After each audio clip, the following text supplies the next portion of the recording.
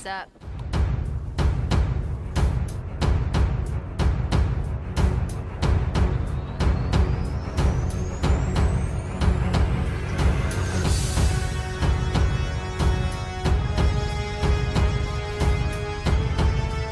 What's up guys, welcome to another video. So Netherrealm just posted a brand new patch for MK11, so I'm going to be breaking down the entire thing. So I'm going to cover the most important part first, and then I'm going to go over like the general changes and then all the character stuff. And the question we all want to know is, what did they do to Jacqui and Johnny Cage? Did they fix these broken characters? So the first thing they did to Jacqui was if she were to direct her like jump thing, if she were to do the close or far version, it cost defensive bar, which is actually ironically pretty much what I said in my video on how they should nerf Jacqui, make it cost a defensive bar. However, if she does just a regular one, it does not cost defensive bar. So she's able to do stuff like this still for free, but she can't go where she makes jump close and cross you up. That will cost her defensive bar to do that. Or if she were to try to do like an escape, like get out of the corner or whatever, that will cost defensive bar. So that's really awesome. So if she does one of those things, you anti-air her, then you can get a combo, she can't break out of it. Or at the very least, if she just breaks out of a combo, she can't just do a string in the corner and just get out for free because it costs defensive bar. And the other thing they changed was kind of like a glitch she had where, like, you know, with this, she can cancel this into her shrapnel blast and she can make it where it doesn't come out. Like you saw there, like you heard the sound, but it didn't come out. Like normally, like if you look at her jump punch, is like what, +8, +10 or whatever, depending on how you do it. Normally, if you were to do this with a shrapnel blast to where it didn't come out, it used to be plus like 20, which was ridiculous. But check it out now, it's only +4. You actually are less plus if you do this little exploit. So now it's no point in doing it, and you might as well just do like a regular jump punch. So that's a good nerf. I pretty much fixed like a little glitch she had. So for Johnny, they made it so you can't amplify the rising star if it's flawless blocked. So I'm going to show you an example. I'm going to have her in a flawless block. I'm going to try to amplify it, but you see, nothing comes out. So that means is, like, if you find a way to flawless block this move, then it's a guaranteed punish. You don't have to worry about the amplify, which is a good thing. But the nerf that I really liked with the rising star, if you amplify it and it whiffs, or if they block it, it costs a defensive bar. So check this out. On whiff, costs a defensive bar, and on block, it also costs a defensive bar. And then I'm going to have the opponent just get hit regular, and if they get hit, it does not cost a defensive bar. So it only costs defensive if it's whiffed or it's blocked. So I really like that nerf because it makes sense, because it's kind of a defensive nerf, because you do any string, you do this move, and it pretty much makes yourself safe, puts you at -4, -5, and it prevents you from getting punished in any way. So a costing defensive bar does make sense. So that's pretty much it for those two characters. Now I'm going to cover the rest of the characters, but I want to first cover some of the universal changes. Now most of the universal changes have to do with training mode and some other minor things. Like going over it, it says some move list corrections. That's probably just some of the move list was wrong, like the frame data was probably incorrect. Then improved AI logic, probably means like when you play Towers of Time, it's going to be like a little bit more difficult. Then the next one has something to do with augments, doesn't really matter. This next one is interesting. It says it increased the block input buffer when exiting a block hit reaction from 2 to 5 frames. Now I'm not 100% sure what that means, but what I gather is, let's say you block an attack, you have a certain input window where you can press a button, like you can buffer it. And what I've noticed from trying to practice this move is that I'm able to input Jacqui's dash punch a little bit earlier than I normally would. Like if Johnny does 1-2 rising star, I'm able to press it like within 5 frames before I fully recover from block, and the move will still come out. Now I could be wrong, and if it actually means something else, like please correct me in the comments. I wasn't 100% sure, but I'm assuming that's what it meant. I think they did that because some moves, it's kind of hard to get the right reversal timing when you press your buttons. Because this buff didn't specifically say special moves, it probably could also mean like regular normals. Because some moves have like a lot of blocks done, and it's kind of hard to press your button at the right time to where it come out like frame perfect. I'm assuming this is to make it easier. Now this next part is really good. All these things have to do with practice mode. So they added like a new record function. Like if you look here, you normally when you go record, like you can record the AI to do new options, but check it out. Now you can record a custom getup and custom reversal.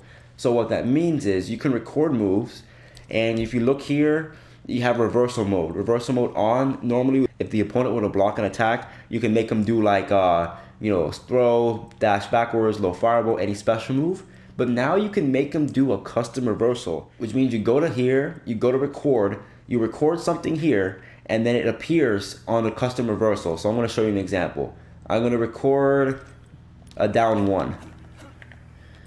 So here I'm going to go to custom reversal. So look, check it out. He blocks, reversals with down 1. And you can do the same thing like that with get up mode. You can do get up mode, custom get up. Check it out. I knock him down, and then he does down 1. The same thing I recorded. So that allows you to practice a lot of situations. Like for example, let's say you want to practice flawless blocking after certain attacks. I can do this -2 move, and then I can practice flawless blocking like a down poke. And you can also practice baiting out pokes for this situation. Like for example, with Jacqui, you can down poke, backdash, and then punish a poke. Like you can practice various situations. You can practice with characters down 3s, down 4s, practice them reversaling special moves. Well, you can already do that, but you can practice reversaling anything. When like before, you couldn't make the CPU reversal with any kind of normal. They could only make them reversal with like special moves. So this is a really good change, and this really helps you practice a bunch of different situations. And one more thing they changed about practice is you're able to change like block attacks, meaning like if you were to put block attack on, what this is like after you make the CPU flawless block one of your moves, you could make them do like, you know, a flawless block up 3, up 4, which they could already do, but now you can make them delay the up 3. Like look, I have it rising sign fast, delayed, or late. Like I'm gonna put it to late, and since I just put it on late, like check this out. You notice how it's like a little bit of a delay before the flawless block comes out? Because normally when you do a flawless block up 3 or up 2, you're able to delay it when it comes out a little bit. So now you're able to make the CPU do it. Now I'm not sure in what situations that would actually be useful, but that's another option you have. And the rest of the universal changes, they added new brutalities. And then they also said they made flawless block up 3s for every character except Kung Lao, Sonya, and Geras not hit behind them. I hope that's true. And then they added new forge recipes that no one really cares about. So for the character changes, for Cassie, they just did something with her pistols, some visual glitch, so that's something special. So for Geras, they messed this guy up. They messed up his forward dash and back dash. They said they reduced the travel distance between his forward and back dash. So look at his back dash. His back dash is kind of meh, but his forward dash, look how slow and how bad it is. So you know what that means? Remember Geras is like trying to wave dash all the time? His wave dash is trash. It's on the Cassie Cage's level, which is terrible. So they destroyed this man's wave dash. So aside from destroying his movement, they also increased the recovery of his sand trap. So this one now is 36 frames of recovery. They say they made it 4 more frames of recovery. I guess it used to be like 32. So that means if the Geras were to whiff this, it'd be easier to get a punish. So that's pretty cool. So moving on to Jade, what they did was with like this move, the back 2, like this has 3 hits to it, right? So the way it used to be is if like only the first or second part hit and the third hit whiffs, you couldn't special cancel it. So now you're able to do a special cancel even if like the third hit of that string whiffs for some reason. And like the only way I can see it whiff if the opponent jumps or like if you whiff punish like a really long range normal. So I'm going to show you an example. Like I'm only going to have the first part hit and then I can still cancel to a special move. So that's pretty cool. And I think it just gives her mainly just more combo options off like her anti-airs and stuff like that. And what they also did, you know how her blazing nitro kick had like a crushing blow if it hits twice in a row? So now what they did was, it says that the nitro kick crushing blow requirement no longer resets if it misses. So like if I hit it once like this, I whiff it, and then I hit it, it's still crushing blows. So what I'm curious is, will it still work if it's blocked? So let me see. I mean, hit him when he's not blocking. Let me have him block. And then let me see now if it works. Okay, so it's only if it whiffs. If they block a second nitro kick, it will not work. So like if you do a nitro kick, for some reason you whiff and somehow they don't punish you, and then you hit them again, then it will work. That's kind of a whatever buff, but it does help a little bit. Alright, so moving on to Jax. One thing they did was his forward 4, which is like this knee attack. It was always +1 on block, but apparently had different frame data whether the opponent was crouching or not. So now they just made it the same frame data. So let's just show you. Let me have him stance hold, have him duck, and then it's still +1. So it probably was like either more minus or more plus when they were crouching or whatever. So this made it more consistent throughout. So the next thing they changed for Jax was his Ripper move, which is like this special move, which is also like a combo starter. So they changed the enhanced version. So they did 3 things. It recovers 4 frames faster on hit, which probably means you can combo into it better. Which actually, let me see. Let me have the opponent not block. Let me see. On hit. Oh wow, it's much easier to combo now. Okay. It was still possible before, but it was a little bit harder. Then the next one says it recovers 6 frames faster on whiff. So I guess it's a little bit safer on whiff. Oh, that still hit. So on whiff you can backdash a little bit sooner, but it's still hella punishable, so you still don't want to whiff that move freely. And then it made it worse on block. On amplify it used to be -4, but now it's -8 on block. Still not punishable, still a lot of pushback, but it gives the opponent more of an option to advance on you. Because that does make sense. I mean, this move is a combo starter. I think it should be punishable from the get-go, but at least it makes it so that Jax can't like backdash or run away as easily after the opponent blocks this move. So for Kodokan, they buffed this move, which is the standing 4. They made it come out 1 frame faster, which is fine, whatever. Still a high attack, so it's not that good. But then they made it special cancelable. I don't know if it was special cancelable before. Maybe they made it like a little bit easier, but now you can special cancel this move into whatever, so that's good, I guess. Then they made his disc. It says they made this have 5 more frames of blocks done and has more pushback when normal blocked. So I'm assuming that means now like it can't really be punished, because look, that has a lot of pushback and it's only -7.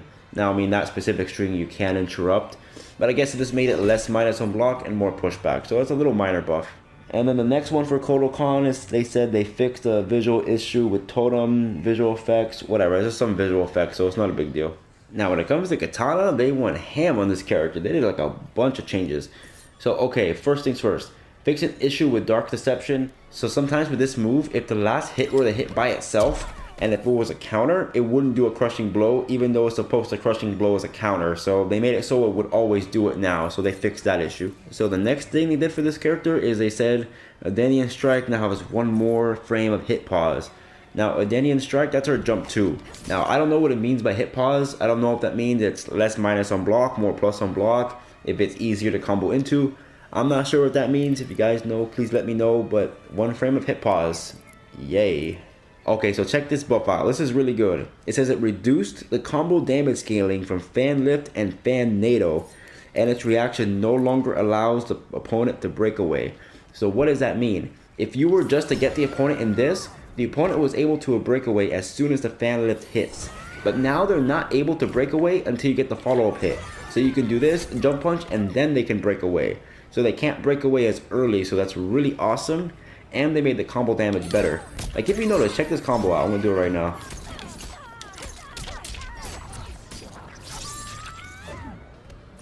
That did not used to do 377, so that buff really helped her.